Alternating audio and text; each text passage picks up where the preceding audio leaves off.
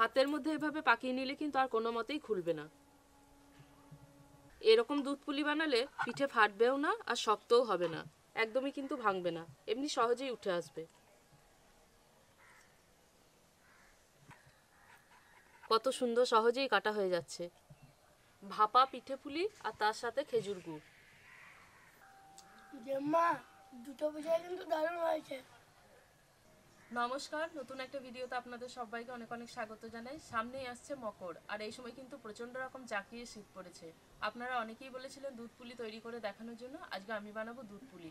আর এভাবে দুধ পুলি বানালে কিন্তু পিঠে পুলি ঠান্ডা হওয়ার পর শক্ত হবে না আর দুধ কেটেও যাবে না। তাহলে চলুন শুরু করি, পুরো ভিডিওটা প্রথম থেকে শেষ পর্যন্ত দেখতে থাকুন।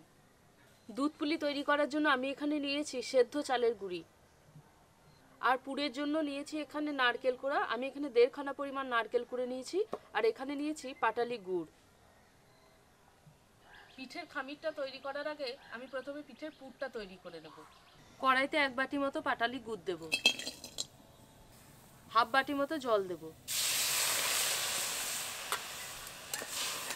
এবার গুড়টাকে ভালো করে গলিয়ে নেব। গুড় খুব ভালোভাবে গলে গেছে আর গুড়টা ফুটতেও শুরু করেছে। এই সময় আমি এর মধ্যে নারকেল কোড়া দিয়ে দেব।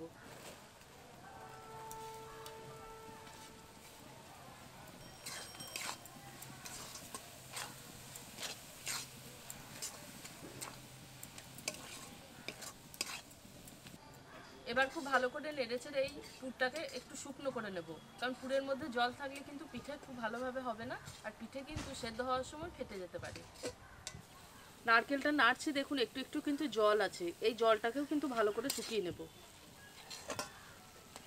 নারকেলের পুরটা কিন্তু একদম জল শুকিয়ে একটু শুকনো শুকনো হয়ে এসেছে। এবার এটাকে নামিয়ে নেব।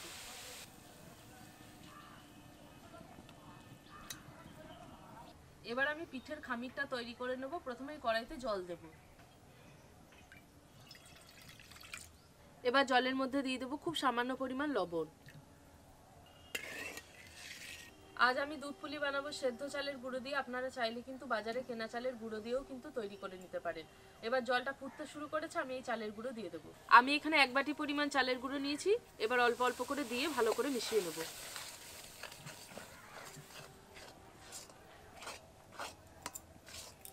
সঙ্গে সঙ্গেই কিন্তু জলটা টেনে যাবে, তার জন্য কিন্তু সঙ্গে সঙ্গেই ভালোভাবে মেশাতে হবে।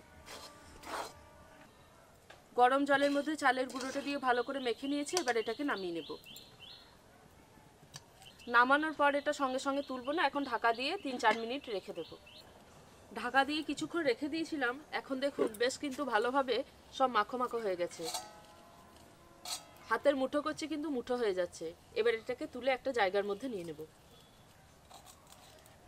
আমি এখানে যে পরিমাণ জল নিয়েছিলাম তাতে কিন্তু চালের গুঁড়োটা মাখা হয়ে গেছে। যদি দেখেন যে জল কম পড়ছে, চালের গুঁড়ো মাখা হচ্ছে না, তাহলে কিন্তু গরম জল দিয়ে মেখে নেবেন। ঠান্ডা জল কিন্তু এখানে দেবেন না। একটা জায়গার মধ্যে তুলে নেওয়ার পর এটাকে কিন্তু একটু গরম থাকা অবস্থাতেই ভালো করে চেপে চেপে মেখে নেব। ঠিক যেভাবে আটা ময়দা মাখা হয় সেভাবেই চেপে চেপেই মাখবো। চালের গুঁড়োটাকে ভালো করে চেপে চেপে মেখে নিয়েছি, আর এটা কিন্তু গরম থাকা অবস্থাতেই মাখতে হবে। ঠান্ডা হয়ে গেলে কিন্তু শক্ত হয়ে যাবে, তখন ভালোভাবে মাখা হবে না। এই দেখুন কতটা সুন্দর নরম হয়ে আছে। এবার এখানে আমি একটা সুতির কাপড় ভিজিয়ে নিয়েছি, এই ভেজা কাপড় দিয়ে এটাকে ঢেকে কিছুক্ষণ রেখে দেবো। চালের ডোটাকে কিছুক্ষণ ঢাকা দিয়ে রেখে দিয়েছিলাম, এখন কিন্তু আরও বেশি নরম হয়ে গেছে। দেখুন কত সুন্দর নরম হয়ে আছে।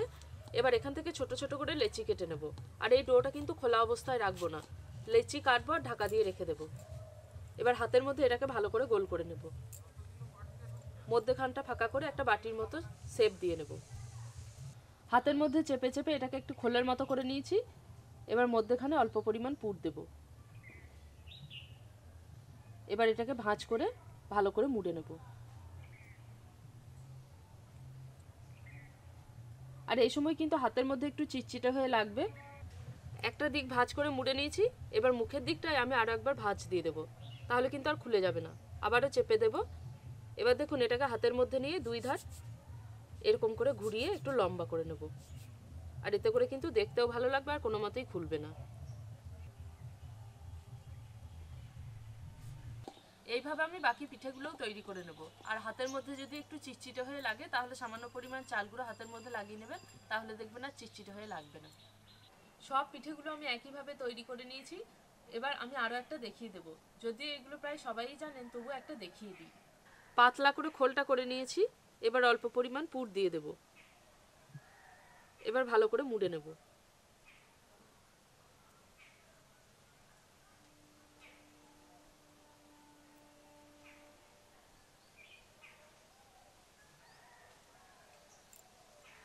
এবার হাতের মধ্যে দিয়ে পাকিয়ে নেব। এই দেখুন, আর খুব একটা কিন্তু বড় সাইজ করে নিই, এরকম ছোট ছোটই করে নিয়েছি। পিঠেগুলো তৈরি করার পর আমি ভিজে কাপড় ঢাকা দিয়ে রেখে দিয়েছি, তাতে করে কিন্তু বাইরের বাতাসে এগুলো শক্ত হয়ে যাবে না। পৌষ পার্বণ উপলক্ষে আজ আমি 2 রকমের পিঠে তৈরি করে দেখাবো। একটা হচ্ছে দুধ পুলি আর একটা হচ্ছে ভাপা পিঠে পুলি। তো 2 রকমের পিঠেই আমি এখন তৈরি করব। প্রথমে আমি দুধ পুলিটা তৈরি করে নেব। এখানে 1 লিটার মতো দুধ নিয়েছি, দুধ দিয়ে দেব। এবার দুধটাকে ভালো করে জাল দিয়ে ফুটিয়ে একটু ঘন করে নেব, খুব বেশি কিন্তু ঘন করব না।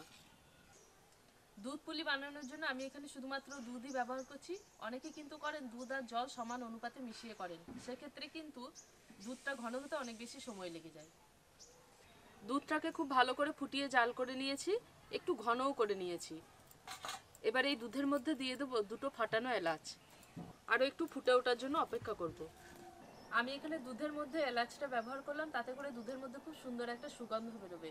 আর অনেকেই কিন্তু পুরের মধ্যেও এলাচ ব্যবহার করেন, সেক্ষেত্রে কিন্তু আমি এখানে যে খেজুরের গুড়টা ব্যবহার করেছি, সেই গুড়ের কিন্তু ফ্লেভারটা পাওয়া যাবে না। এলাচটা কিন্তু আমি শুধুমাত্র বাইরেই ব্যবহার করছি, পুরে কিন্তু দিইনি। এবার এই যে পিঠেগুলো তৈরি করে রেখেছিলাম, এগুলো দুধের মধ্যে দিয়ে দেবো। আর এই পিঠেগুলো কিন্তু যখন দুধ একদম টকবক করে ফুটবে সেই সময় দেবো না। দেখুন দুধটা কিন্তু এখন হালকা করে ফুটছে, এই সময় পিঠেগুলো দিয়ে দেবো। আর পিঠেগুলো যখন দুধের মধ্যে সেদ্ধ হবে তখন কিন্তু আঁচ খুব বেশি থাকবে না, একদম মাঝারি থেকে কম থাকবে।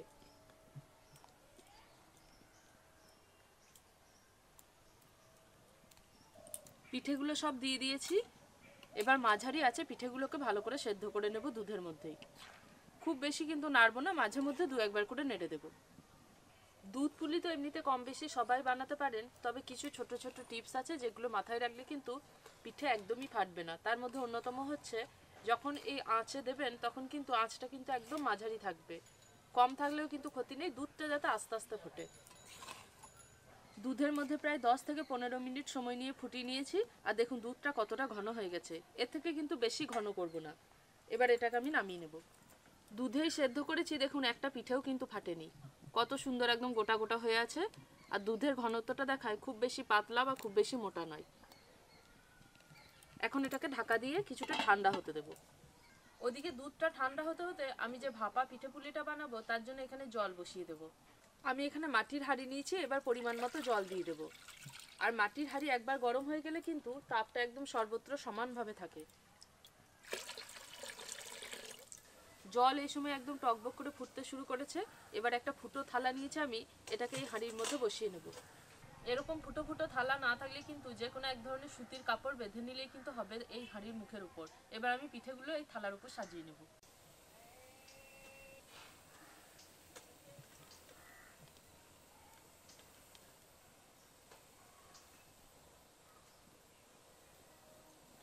এবার একটা চাপা দিয়ে দেব। এবার পিঠেগুলোকে 15-20 মিনিট সময় নিয়ে ভাপিয়ে নেব। আর এদিকে দুধ পুলিটাও ঢাকা দিয়ে রেখে দিয়েছিলাম, এখন দেখায় একদম কিন্তু হাত ছোঁয়া গরম আছে, মানে ডুবিয়ে রাখা যাচ্ছে। এরকম হাত ছোঁয়া গরম যখন থাকবে তখনই কিন্তু আমি এখানে খেজুর গুড় নিয়েছি, এই গুড়টা এখন দিয়ে দেব। একদম ফুটন্ত গরম অবস্থায় দুধের মধ্যে গুড় দিলেই কিন্তু দুধ কেটে যাবে। এবার ভালো করে মিশিয়ে নেব। আর এই অবস্থায় দিলে কিন্তু আর দুধও কাটবে না, অথচ খুব ভালোভাবে মিশেও যাবে, খুব সুন্দর সুগন্ধও বেরোবে। 1 বাটি মতো খেজুর গুড় নিয়েছিলাম, পুরোটাই দিয়ে দিলাম। এবার ভালো করে মিশিয়ে নেব। আবারও এটাকে ঢাকা দিয়ে রেখে দেব। ভাপা পুলিটা হতে দিয়েছিলাম, প্রায় 20 মিনিট পার হয়ে গেছে। এবার এটাকে দেখে নেব। এই দেখুন পিঠের কালারটা কিন্তু একদম চেঞ্জ হয়ে গেছে। এখন কিন্তু প্রচন্ড রকম গরম আছে, আর দেখুন কত সুন্দর একদম নরম হয়ে গেছে।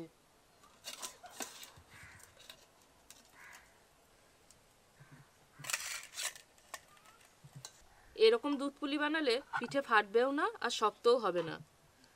যখনই পিঠে খাবেন একদম আগের মতোই নরম থাকবে। আপনারা অনেকেই বলেছিলেন দুধ পুলি তৈরি করে দেখানোর জন্য, আজকে দেখালাম। কেমন লাগলো অতি অবশ্যই জানাবেন। পিঠেগুলো দেখুন, যেরকম দিয়েছি সেরকমই আছে, আর কত সুন্দর নরম আছে দেখায়। এ দেখুন, চাপ দিচ্ছি, একদম নরম। আমি এখানে ফুটো থালার মধ্যে পিঠে ভাপিয়েছি, আর দেখুন সঙ্গে সঙ্গে তুলতে গেলে কিন্তু এমনিতেই ভেঙে যাবে। তার জন্য একটু ঠান্ডা হওয়ার পর তুলে নিচ্ছি, একদমই কিন্তু ভাঙবে না, এমনি সহজেই উঠে আসবে।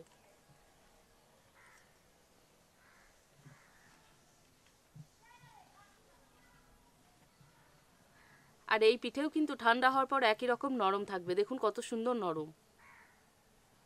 ভাপা পিঠে পুলি আর তার সাথে খেজুর গুড়, দুটো পিঠেই কেমন হয়েছে একটু কেটে দেখাই। এটা হচ্ছে ভাপা পিঠে, কেটে দেখাই কেমন হয়েছে। এই দেখুন কত সুন্দর হয়েছে, কত সুন্দর নরম হয়েছে, আর ভিতরের পুরটা দেখুন কত সুন্দরভাবে বোঝা যাচ্ছে। এবার দুধ পুলিটা কেটে দেখাই, দেখুন কত সুন্দর সহজেই কাটা হয়ে যাচ্ছে। আর এভাবে পিঠে বানালে কিন্তু কোনো মতেই কোনো রকম পিঠেই শক্ত হবে না।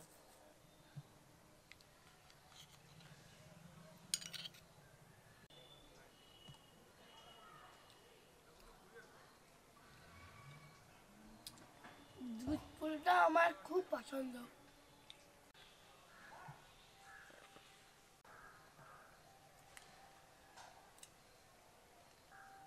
যে মা, দুটো পিঠে কিন্তু দারুণ হয়েছে।